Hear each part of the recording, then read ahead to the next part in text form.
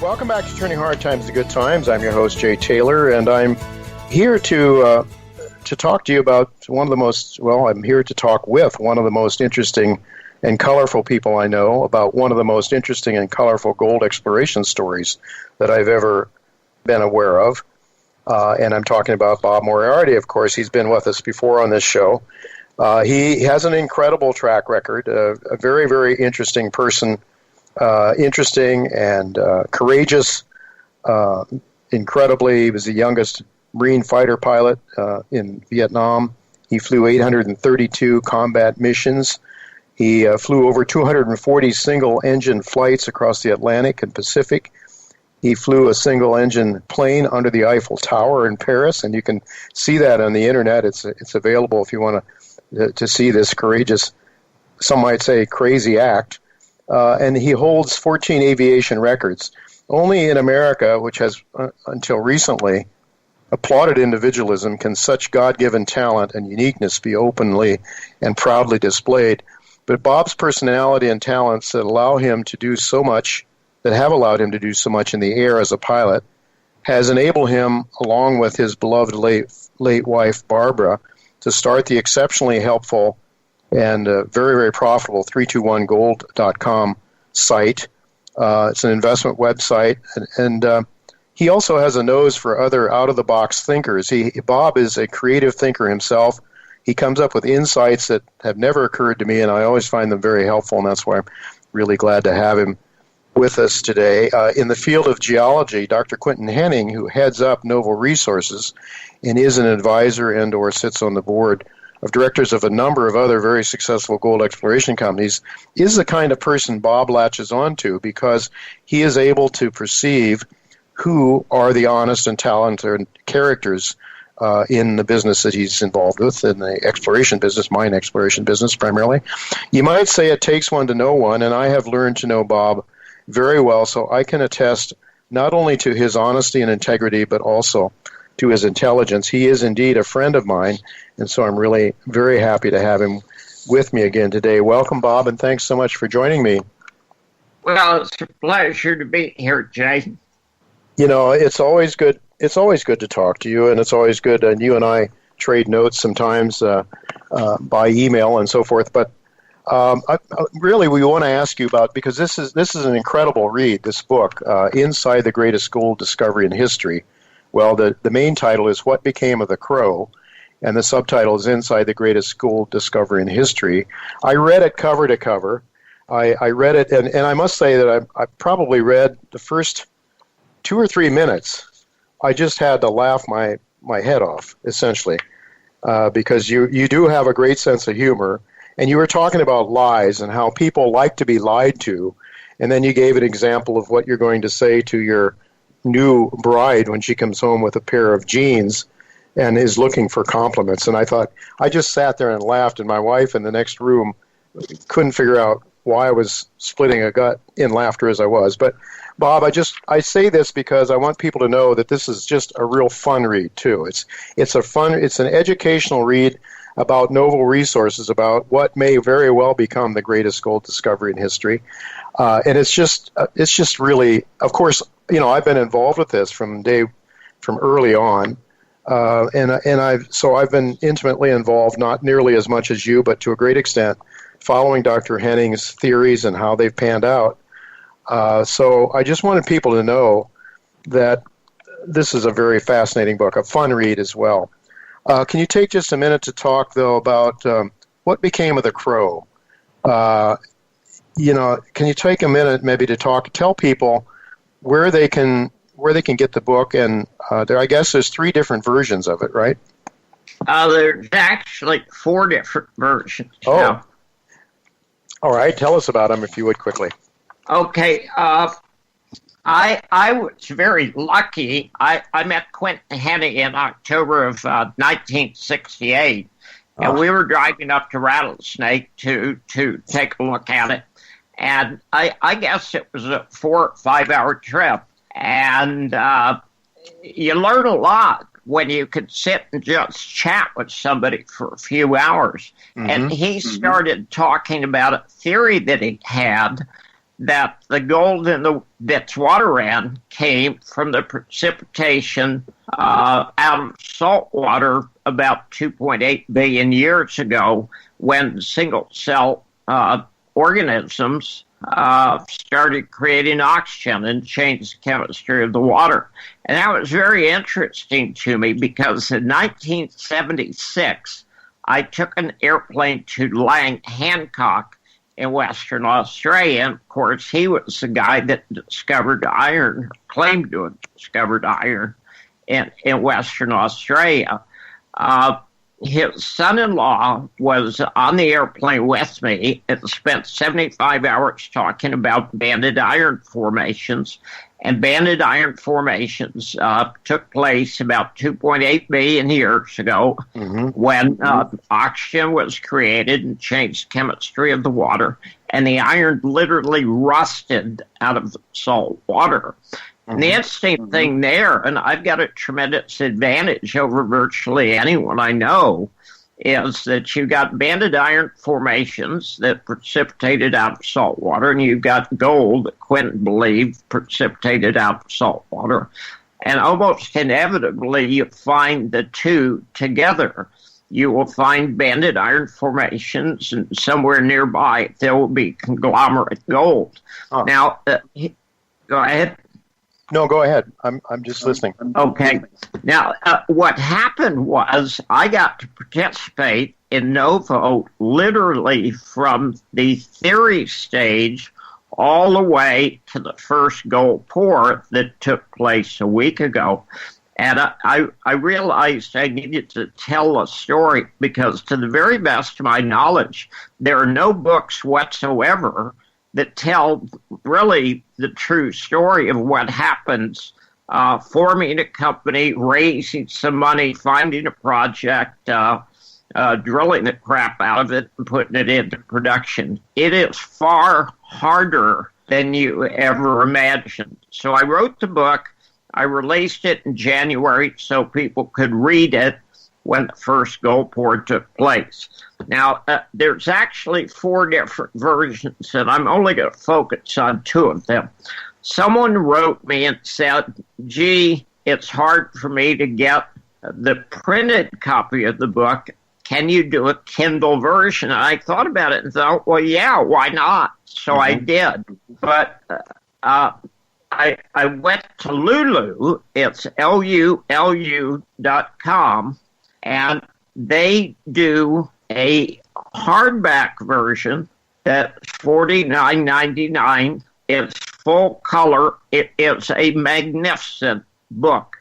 And you should do one of 2 things. If you just want to read the book, go to Amazon and get the Kindle version. It's $9.99. I guarantee you will laugh in the first 5 minutes. I have a way with words, and sometimes I can be very funny. But it's a great story. I got to meet some fascinating people. I got to be involved. I am as close to Novo as anyone outside the company. And my congratulations to Quinton and to Rob Humphreys and Ronan and Kaz and all the people who worked so hard to get it in production. But the real key, and it's in the book, anywhere you have a banded iron formation, you're going to have a conglomerate gold system at the same time. And Quinton told me, I think he said there's 98 basins in the world similar to the Witwatersrand and similar to the Pilbara Basin. They're all about the same age, and the Pilbara was the biggest. Now, if you got the biggest banded iron formation in the world, you should have the biggest gold formation in the world. And what Quinton understood was that rather than look for lode gold, which everybody's been looking for since 1888 when it was discovered, that the gold's actually in the conglomerate. Now, he's proven that. He's got 3 major projects with Novo. It's in production now, and the company should be self-sustaining from here out. Yeah, indeed. I think you brought it to my attention, Bob, that something like 29% of the world's iron reserves come from, I believe, from Western Australia in this geological environment. And we're looking at just an enormous chunk of land that Novo has claims to for those projects that you just mentioned, those three projects. It is a most, I think, because nobody was really, as you say, and everybody was looking for the lode source for these nuggets. The nuggets were there, and that a nasty old crow, I guess, is the one that first made some of the early settlers out in that part of the Western Australia aware of the presence of gold.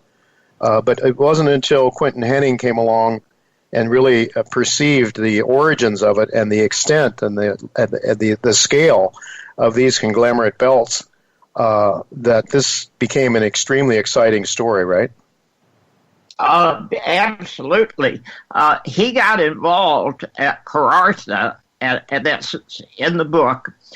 There were some railroad workers who dug a gravel pit and were taking out truckloads of gravel, and one of them figured out there was gold nuggets in the gravel.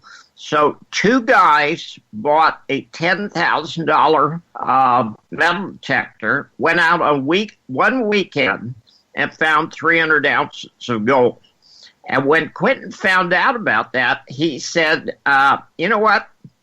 We're at the eastern end of the Pilbara Basin, and maybe we need to look at the western basin. So Novo now has 14,000 square kilometers of ground, most of which is conglomerate structure, and the potential is there. But the real key is, and this is important for readers and investors to understand, the Witwatersrand is still in production. It's 135 years after it was discovered.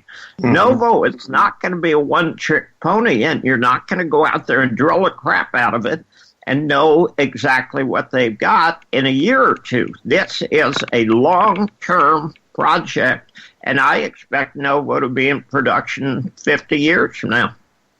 I think you and I probably won't be around then, Bob, but nonetheless... Well, I'm planning on it. I don't know about you. Oh, God bless you. You're a better man than me. But anyway, so you talk in your book. I mean, obviously Quinton Hennigh is the center of this story. He is the center of this story. But there are other characters that were very, very important as well. Mark Creasy, as you point out in your book, the two of them had to come together to make this happen. Would you explain? Well, here's the deal. Mark Creasy actually believed there was a lot of gold in the Pilbara, and he sold a mine for $117 million. And at the time, there was no tax. If you were a prospector and you sold a deposit, you didn't pay taxes on it. So he got a check for $117 million. And of course, everybody in Australia was madder than a wet hornet. But he spent a lot of money tying up ground in the Pilbara because he was convinced there was a lot of gold there. Mm-hmm. Quinton actually went there, I think, in 2003 or 2004. He was working for Newmont, and he came very close to doing a deal with Mark Creasy, and there were some internal problems, and that didn't work out. But Quinton always wanted to do a deal with Mark Creasy. But Mark Creasy's worth hundreds of millions of dollars, and guys who are worth hundreds of millions of dollars don't think like you and I. So Mark was going to dawdle and dawdle and dawdle and dawdle and dawdle, knowing that Quinton was under the gun. And actually, Quinton did a deal with Millennium on Beaton's Creek, and that forced Mark Creasy's hands. But I was aware of a lot of the inside information that is never worthy of press release. And there was some real skullduggery going on. I mean, anybody who reads that book's going to look at mining in a totally different way. And it is a great story. I'm going to say, if you buy the hardback, it's one of the finest hardback books I've ever seen. I'm very proud of the book. And you well should be, Bob. I have a copy of it, which you sent me. Thank you very much. With all of the colors and all the pictures, the colors. It's a full color book, and it's just incredible. The stories, the details that are in here about how deals were made and how how things happened. People that aren't really involved to this extent as you were would never have a clue, but they certainly can have a clue if they read the book. And boy, I'll tell you, any investor at Novo is going to want to get a copy of this book, I think. Any serious investor is going to want to get a copy of the book. Well, so also certainly there were other people that have been instrumental. Of course, there are the people that are, you mentioned a little earlier, that are actually making it happen now for Novo. One of the things that Quinton did before COVID came, and he hasn't been over there since then, I guess, over to Australia. But one of the things he did was line up some wonderful personnel, some very, very talented and capable people to actually put this thing into production. Because Quinton, of course, his skill set, and he's an unusually gifted, out-of-the-box thinking geologist, but he's not a producer, but he was able. One of the things I think really makes him great is he's able to assess personalities and characters and talent. And you know these people, Bob, because you met Humphreys and some of these people. But talk to us a little bit about the people that he picked that has made this go forward, apparently very successfully from what we can see so far, as it just started pouring gold last week. Well, here's the real key, Jay, and I think you'll agree with this. Going from theory into production is 10 times harder than anybody realizes, and there are all kinds of issues. The vendors that you get the property from try to screw you. The guys that you get money from to do the drilling and put it into production, they try to screw you. Half your employers try to screw you. If a company puts a bunch of money into it and makes it possible for you to move for you, they try to screw you. Quinton has the ability to take a herd of cats and get them marching in the same direction. Now, that doesn't mean that every person that he hired is still with the company, but Quinton realized, it's sink or swim time. If we're going to succeed at this, we've got to have the best people. I'll just flat tell you, the guys that Novo has working for him now are some of the top people in Australia, and I'm just really proud to have written the book, and I know that they're going to enjoy it. And see, here's the real key. Quinton has had virtually nothing to do with putting the mill into production. Mm-hmm. He and I were talking about Novo taking over Millennium in 2013. We all knew Millennium was going to fail. And, of course, this isn't something the average investor knows. But the price of gold kept going up, and the value of the Australian dollar kept going down. And Millennium dragged on and dragged on and dragged on and dragged on and finally collapsed. So Quinton was ready to move in, but it's an absolute switch when you go from being an exploration company to being a producer. Now, do you realize why you can never fail in exploration? Well, you can always wait for the next cycle, or you can always come up with a new theory, or you can always say, all I need is another $5 million to drill, and we'll probably succeed. So everybody wants to be in the exploration business, and guys who've been in the exploration business for 116 years never found a damn mine. But they're saying, another $5 million, another few drill holes, maybe we'll find something then. However, if you're going to fail in production, PDQ, because you can't be telling bullshit stories anymore. You got to be producing gold. That's Novo is producing gold. They're going to produce a lot more gold than anybody realizes, and that's going to fund everything else they do.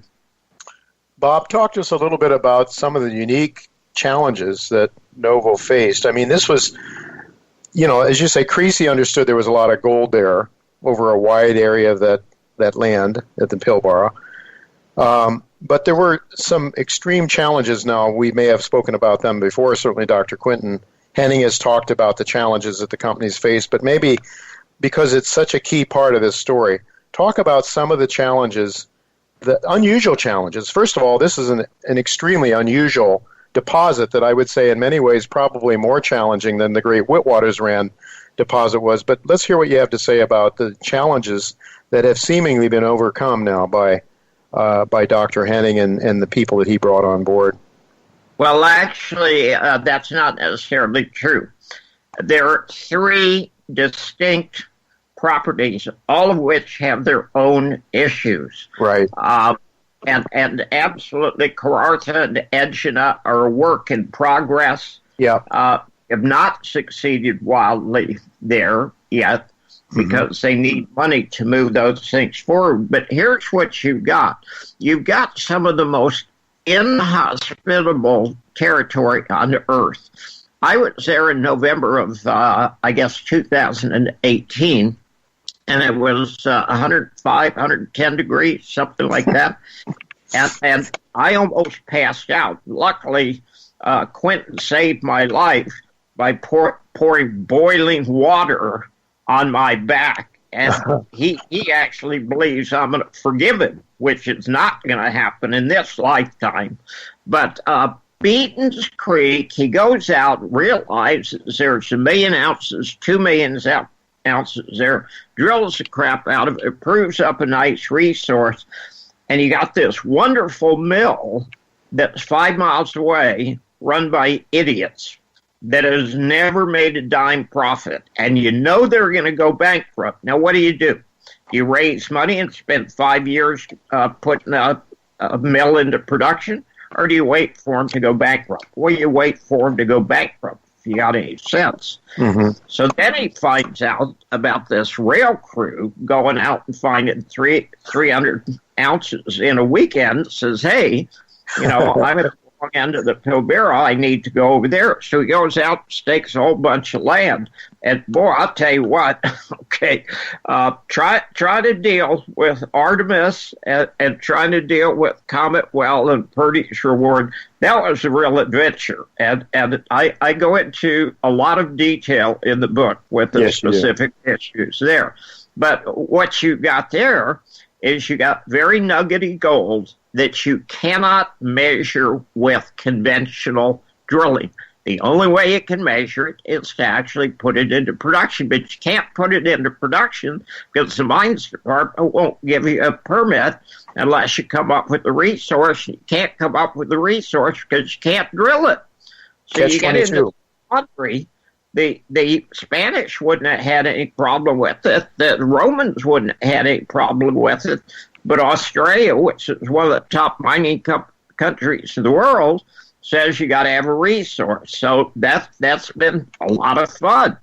So then he finds out, and literally when we were there in November of 2018, we bought some gold in Karratha, and the gold from Karratha to Edgina was absolutely identical. I think it's 115 kilometers apart. And we looked at it and said, that's interesting. How do you get identical gold 65 miles apart? So Quinton, and he was really being sly. He doesn't tell me everything. Quinton goes out and cuts a deal with a guy at Edgina who's actually in production. But the problem with Edgina is got about 1 meter or 2 meters of gravel. It's loosely consolidated gravel. It's not hard rock like it is at Karratha, but you got no water in 9 months of the year, and you're underwater for 3 months of the year. Now, if that had been anywhere where they had rivers, okay, it would have been mined out 100 years ago. Mm-hmm. But nobody realized the entire area is loaded with gold. So Quinton came up with a way, using mechanical sorting, that you could process this gold without use of water. But Quinton is an out-of-the-box thinker, and he literally had to reinvent the wheel. He couldn't do anything at Beaton's Creek until Millennium collapsed. Mm-hmm. He couldn't do anything at Kawartha until he came up with a way of actually developing a project that you can't come up with the resource on. And he's getting the edge in the moving by using this mechanical sorting. He's done some really incredible stuff. And someday he's going to be recognized as one of the finest geologists in history. Yeah. So he has come up with some potential solutions here with regard to mechanical sorting.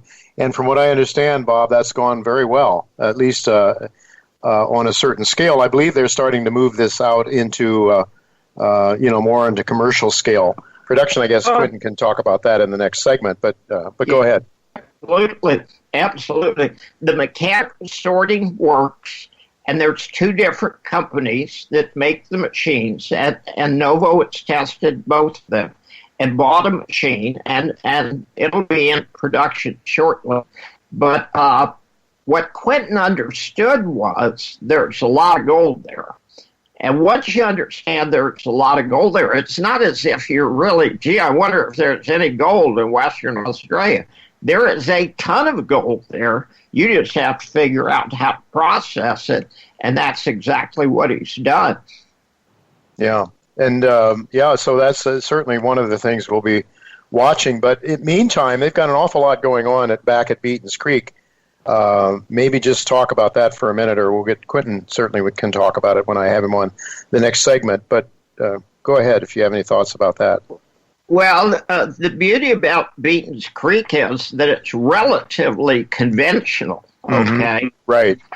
You go out, you drill, you trench, you prove up with the resource, you come up with the mill, and you go into production. And I got to give Rob Humphreys and his crew 100% credit. Actually turning a mill on is fraught with problems. Mm-hmm. It is never easy. And they have made it look so easy that everybody's thinking, oh, yeah, Novo said they were going to go into production. They produced 100 ounce bar or 400 ounce bar. Isn't that cool? It was a lot harder than that, and they really made it look easy. They just did a marvelous, marvelous job. Bob, just with a couple of minutes left here yet, in terms of valuation, I mean, you indicated that it's hard for the market to sort of perceive future cash flows, future production and cash flows and that sort of thing, because you can't really measure because of the nuggeting effect. You can't really measure very easily. You can't measure the grade and the ounces that are there. How do you think this is going to play out then? Do you think they're just going to have to simply show a lot of production, or how is the market going to come to see this valuation? You're calling possibly the greatest gold discovery in history. Okay, first of all, they need to understand Quinton has got his little fingers in half a dozen pies. Beaton's Creek and Kawartha or Edgina are part of the story. He is absolutely investing in some other stuff and moving other things forward. And they're not things that you can come up with a resource on or come up with a number on or come up with a value. But here's how you can value Novo. Beaton's Creek, Nullagine, it's in production, and we will know in a couple of months what the rate of production is and what the cash flow is, and have a good idea of how it works. Now, I personally am guessing $800 to $900 an ounce, and I'm guessing somewhere between 125 and 150,000 ounces.